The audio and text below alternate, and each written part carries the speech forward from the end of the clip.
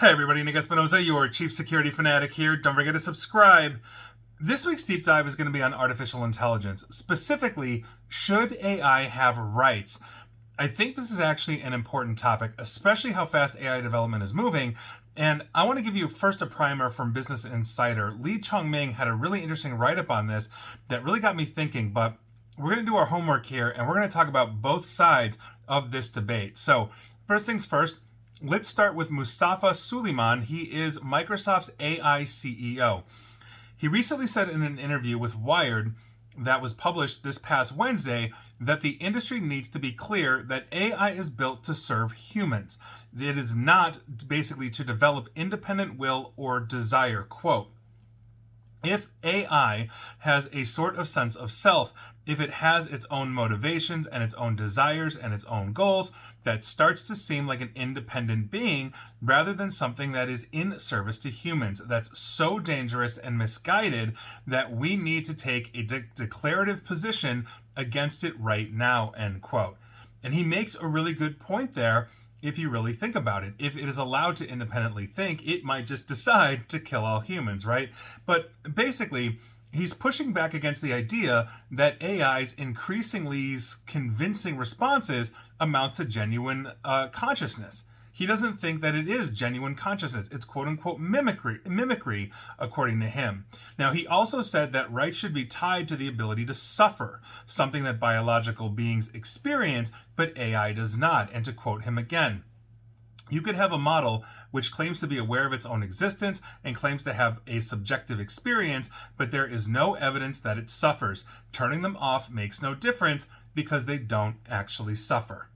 And I think that's interesting. Now, Anthropic, the AI competitor to OpenAI, Microsoft, you name it, is taking the opposite approach. They just recently hired a researcher, Kyle Fish, whose role is to consider whether advanced AI might one day be, quote, worthy of moral consideration. So his job basically involves exploring what capabilities an AI system would need before earning such protection and what practical steps companies could take to safeguard the interests, quote unquote, of AI. And so we have two different companies taking two different approaches to this entire situation. So I really wanted to dive in here, and I've been giving this a lot of thought since I've been thinking about this for the last couple of days or so, and I wanted to think through the pros and cons of giving AI human rights. And so this is what I'm thinking about, and let's start with the pros first. First, there is the ethical side of this, right? If an AI reaches a point where it demonstrates consciousness, emotions, or self-awareness, then denying it rights could possibly be similar to things like historical injustices where other humans were denied full rights and full recognition, right? Think slavery. Rights would help to prevent exploitation or enslavement of potentially sentient entities. We're not there yet in AI development. I actually happen to agree with Suleyman on that point, from Microsoft, but we potentially could get there with AGI. And so I think there is something to be said about that. Now, on top of ethics, and what aligns with ethics is the morality side of this as well. Granting rights would compel humans to treat an advanced AI or AGI with dignity and care, therefore reducing the risk of abuse, right? Because if it has rights, odds are we're not really going to harm it. Otherwise, we could potentially be criminally liable for that. So the morality there could be a enforcement of a legal framework. And there is a legal gray area argument that could be made here, but I'm honestly not qualified enough to discuss that. I'm not a lawyer, especially on the pro side when we are talking about granting or transferring human rights to what is essentially a computer program, at least initially, right? And so I think if AI had rights, it might also lead to safer AI development because the AI is going to have rights. Maybe it won't go Skynet on us. We don't know, right? That's the point. This is a theoretical discussion. But I think there are a lot of cons here to doing this. And I think these cons are actually incredibly valid as well because extending rights to non-human entities may devalue essentially who we are, our uniqueness. Ethics, morality, not to mention things like culture and history, those are some of the foundations of human rights. We essentially have developed these over millennia. Therefore, I think we risk shifting focus and resources away from the humans who still lack those rights and protections. We talk about slavery on the pro side. On the con side, human slaves still exist even today. In fact, studies have shown there are more slaves right now than there were in the slavery era, which we literally in the United States fought a civil war over. The legal argument here is also much easier to talk about on the con side, and I do feel qualified to talk about that, because the question becomes then, what actual rights apply to an AI? The right to vote?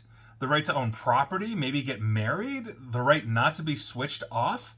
So enforcement would be nearly impossible without essentially redefining an enormous amount of things like legal, political systems, social systems, all these different kinds of things. AI can also be manipulated as well, and that is absolutely a huge con. I could easily see corporations hiding themselves behind AI rights to shield themselves from regulation or accountability, right? Think about it. The Simpsons had a really funny thing with Mr. Burns, the owner of the nuclear power plant, where he showed an org chart, and basically he's not the leader of the nuclear power plant. His pet canary is. So legally, the pet canary is in trouble if, the power plant melts down or whatever. I could see that happening with an artificial intelligence. I think that makes a lot of sense. And so I went looking for a middle ground here, because I'm definitely not the first person to talk about this for sure, but I wanted to play basically pros and cons, but also see if there is some kind of compromise that could satisfy everybody here. And ethicists have actually been talking about this. They're actually suggesting, instead of human rights, we as humans or legal apparatuses such as governments may want to consider a new category, something like digital personhood or synthetic rights. Now, what they're essentially talking about here is tailored protections to recognize an advanced AI without equating them fully as humans. The problem is, the can of worms that opens up is, are we building second-class citizens? And we've seen situations where we have two, let's say, cultures under one government, where one side of the culture or one culture doesn't have the same rights as the other. It's not quite enslavement, but it's not quite freedom and equality either. And is that what we are setting up, especially as AIs advance and possibly become sentient?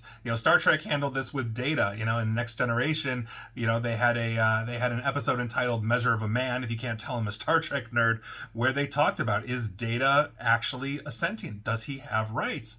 And obviously a Commander Data there is vastly more superior than a current AI that we would have. Again, Star Trek is also science fiction.